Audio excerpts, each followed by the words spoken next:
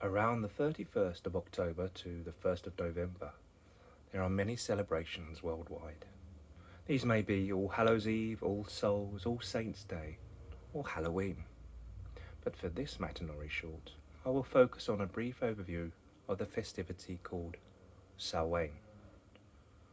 Samhain is a fire festival that marks the end of the 3 harvest seasons and means summer's end. Often noted as the Celtic New Year, we are about halfway between the autumn equinox and the winter solstice. We enter the dark part of the year, and it is widely regarded as the most sacred point in the pagan calendar. All of the harvest is complete, and it is the end of the cycle of birth and growth. Not only does Samhain mark the end to harvesting crops for the winter storage, but it was also traditionally a time used by early people to cull their herds. Farmers would bring their livestock down from the summer grazing pastures in the hills and slaughter some animals to feed themselves through the long winter months ahead, driving cattle between 2 fires to protect them from disease or evil spirits too.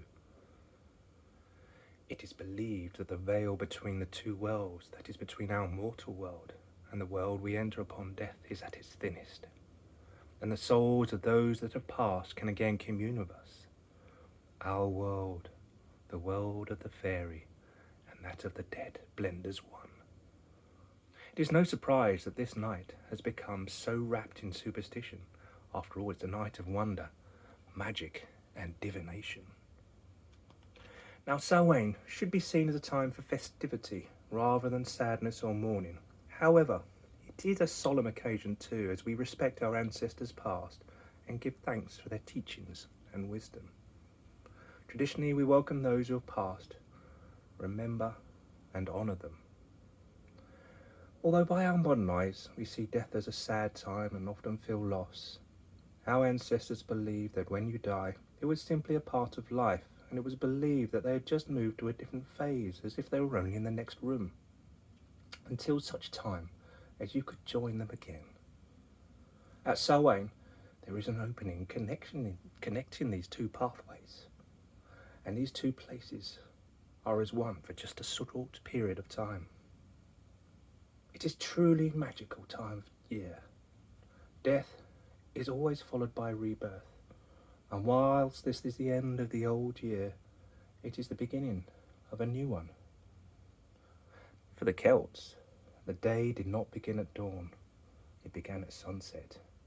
It began with darkness.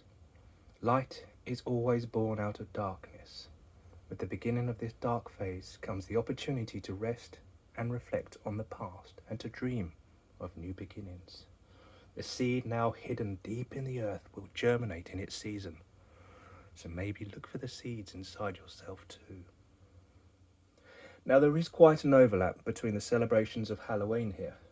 So great care would be taken to ensure that only the spirits of the dead that you wanted to join with you would be welcomed. So this may very well be where the jack-o'-lantern concept appeared, for they would light our ancestors' pathway with candles, and scary faces would be carved to ward off any malevolent entities. It is also a time for gathering together and feasting and having fun.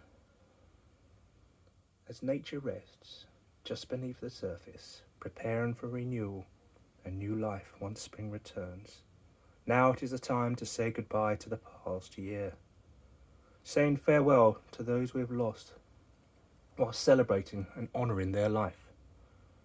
This is a season where children and adults face the reality of death, but are given the opportunity to embrace and come to terms with it.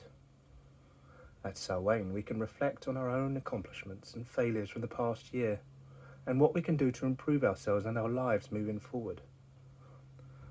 So I wish you a most blessed Samhain. But remember, don't forget to leave a light out and maybe some food to offer anyone past who may want to visit you on this night.